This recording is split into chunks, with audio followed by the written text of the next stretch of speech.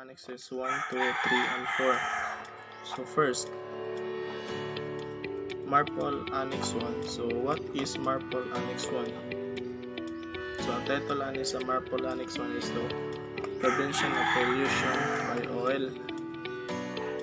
So oil tankers transport some 292,900 million tons of crude oil and oil products every year around the world by sea.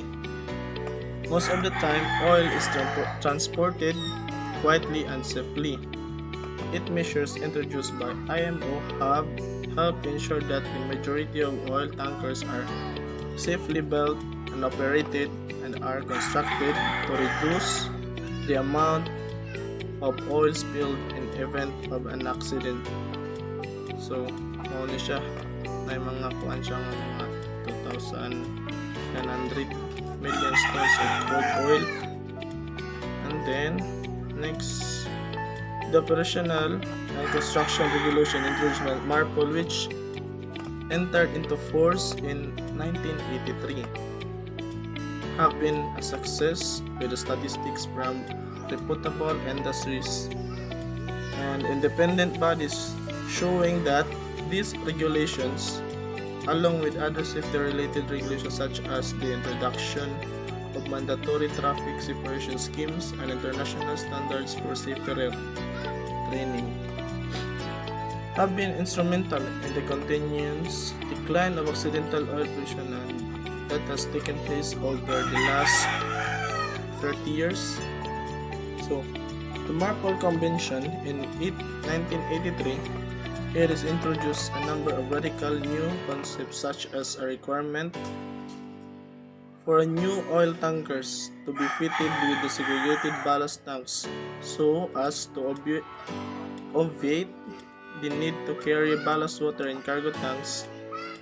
This was superseded by the requirement for the oil tankers delivered from 1996 onwards to be fitted with a double hull. The protection of the marine environment was greatly enhanced. So, as far as the operational oil pollution is concerned, the many innovations introduced by Marpol on allowable discharge of a bilge water through the oily water separator with the well-known of 15 ppm standard or oily waters from the cargo tanks through the oil discharge and monitoring system have contributed greatly as a noticeable decrease in the pollution in the world seas. Through it is fair to recognize that greater effort is to impose compliance must be carried out. So next is the Annex 2. So, Marpol Annex 2. So, ang iyang title is Carriage of Noxious Liquid Substance in Bulk. So, what is Marpol Annex 2? Regulations for the control of pollution by noxious liquid substance in bulk sets out operation categorization system for the noxious and liquid substances. The four categories are Category X, the Category Y, the Category Z, and other substances. So first, what is the Category Y? I mean X.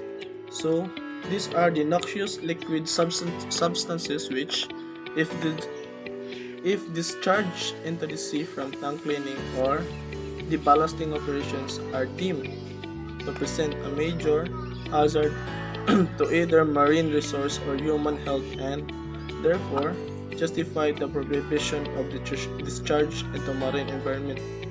So mao ni siya ang kuan sa kanang category X, mao ni siya tang mga noxious liquid substances. If ma-discharge siya sa sea from tank, mahinlo gyud na sa or sa deballasting operations. So next is the Category Y. So what is the Category Y?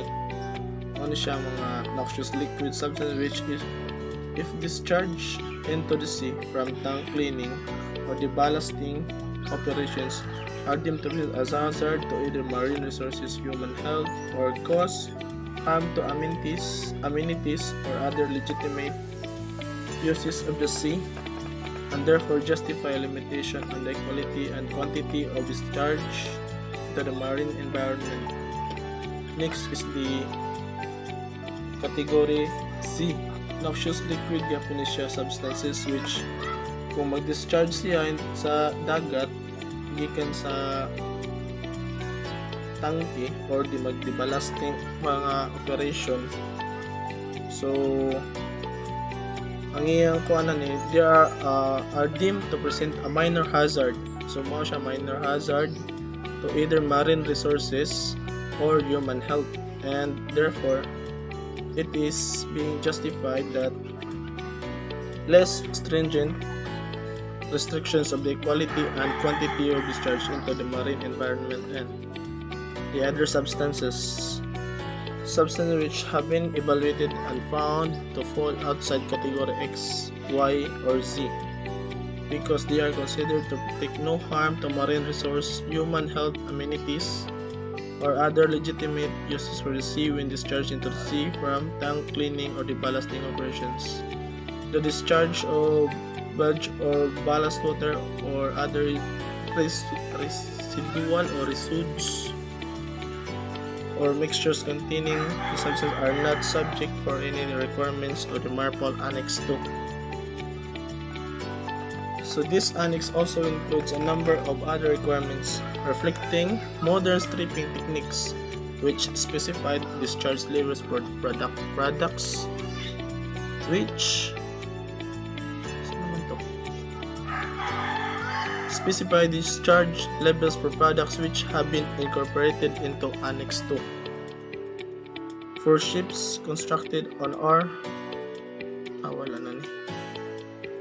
So let's proceed to MARPOL Annex 3, which is the chemicals carried in package form. So chemicals which are carried in package form is solid form or bulk are regulated from Part A of SOLAS Chapter 7, which is the carriage of dangerous goods. So which includes the provisions, marking, labeling, and recording, documentations, and storage of dangerous goods. So in MARPOL Annex 3, it also sets out regulations for the prevention of pollutions by harmful substances, which is nakapackage from package form and includes general requirement for the issuing of detailed standards on packing, marking, or documentation na siyang ganiya. So for the purpose of Annex 3, so harmful substances are those identified as marine pollutants in IMDG code.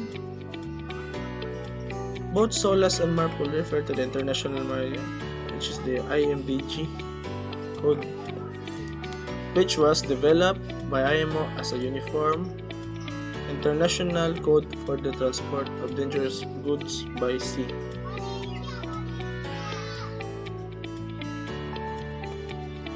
So as a recap, so mato siya no. Ang Annex 1 is prevention of pollution by oil. So mato siya mga sa pag-prevent sa pollution nga gumikan sa oil. And then sa Annex 2 is the control of pollution by noxious liquid substances. Muna siya. And then sa Annex 3, so ito siya sa Annex 3.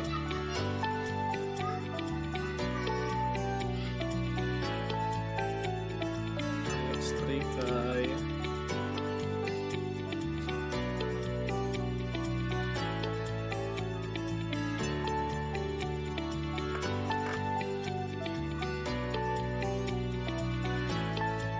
so ako balikon ha sa Annex 1, so mao to siya regulations for the prevention of pollution by oil.